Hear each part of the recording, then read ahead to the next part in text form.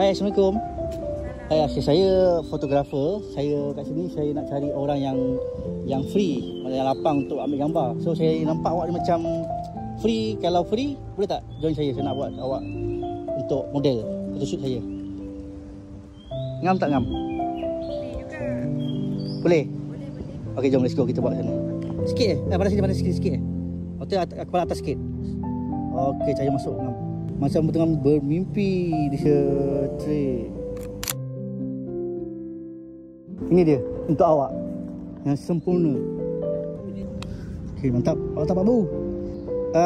Alihkan sikit ke depan bunga tu. Bawah lagi. Okey. Tengok atas. Okey, 1, 2, 3. Oi, mantap weh.